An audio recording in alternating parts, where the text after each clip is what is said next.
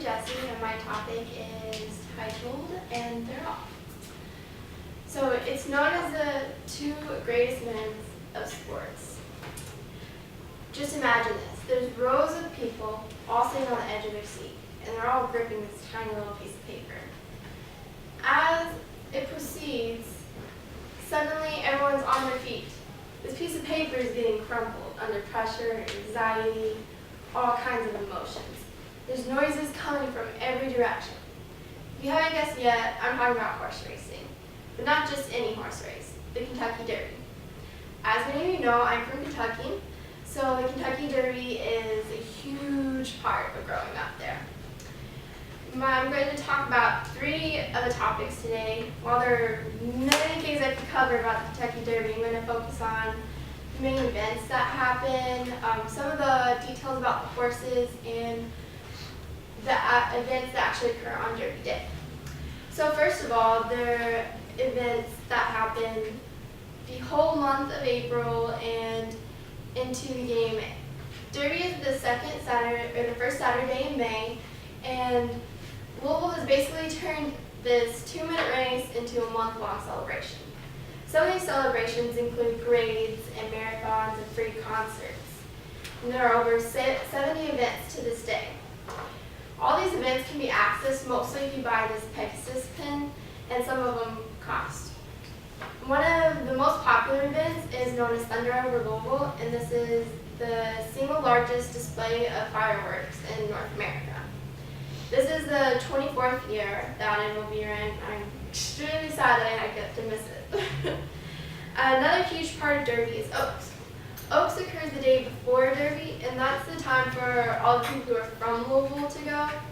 And this day has been dedicated to the Susan G. Komen Fund lately. So the main thing you wear on Oaks is pink. And the Oaks race is when the fillies race. Another huge part about Derby is food. As one of my official ladies, I brought Derby pie. While this is not super authentic Derby pie because the original recipe calls for bourbon, and so I had a Coca-Cola substitute. And if you would like a piece at the end of class, come see me. You can sample one of the Derby treats. And another part of the events is outfits. Now you might not think that an outfit is an event, but when it comes to Derby, an outfit is an event all of its own. While the male has a little simpler, there's about 4 categories that they follow. And a lot of it is based off of class and money, but for most of us in this room, you would probably be fitting under, the men in this room would be fitting under the college age, which would be, usually they would just wear khakis, boat shoes, and polo, and sometimes a sports coat. Now, for the ladies, you have probably one of the biggest fashion things around, and that's the Kentucky Derby hat. These hats are ridiculous.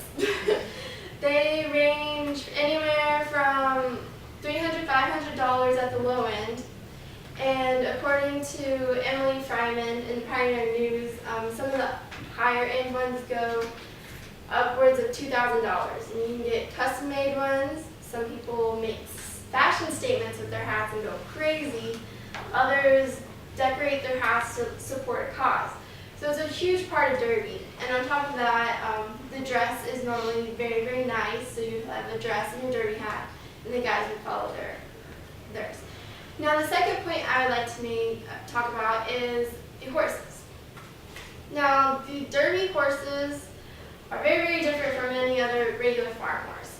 These horses they stay on farms an average of $10 million, the farms that they stay on, according to the Justice Real Estate, which is a huge real estate in Lexington, Kentucky. Now, the places that these horses stay are usually somewhat like this. They resemble mansions. They're air conditioned. They have researchers that will literally dig through the horse's feces to make sure they're eating everything properly so that they are in the top condition for the race. Another part of the horses is that they have restrictions.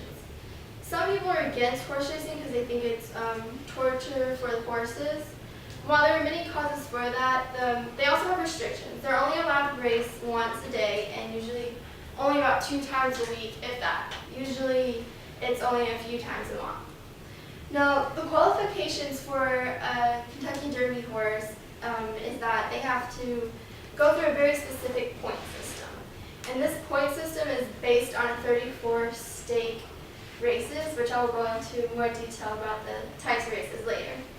And the Derby horses are 2 and 3 year old thoroughbreds. Now, for one of the biggest topics, and finally, will be the race day. During race day, one of the things that's really important is seating.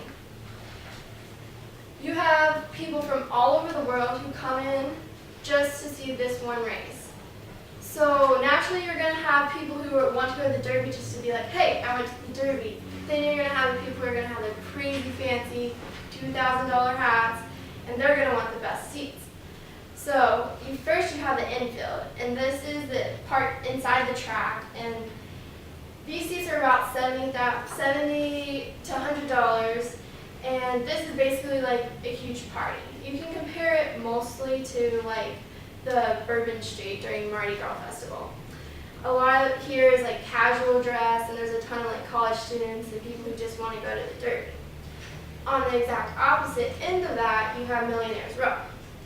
Now, Millionaire's Row is where all the famous people go. There's a ton of well-known names that come into Kentucky to watch the Derby, and this is where they sit. It's usually around $10,000 a seat, and you can even get upwards of $30,000 for a luxury package where you get a limo escort, and you get hotel, and you get free food. Well, food included with $30,000. And next, on Derby Day, a huge part is the actual events that occur.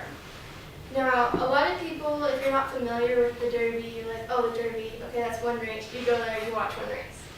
No. There's 13 races, and the first 3 races are maidens. Now, maidens means that these horses have never won a race before. The 4th and 5th race are high-priced allowance races. And an allowance race is basically a race that has a certain restriction. So high-priced would mean that they're worth more money.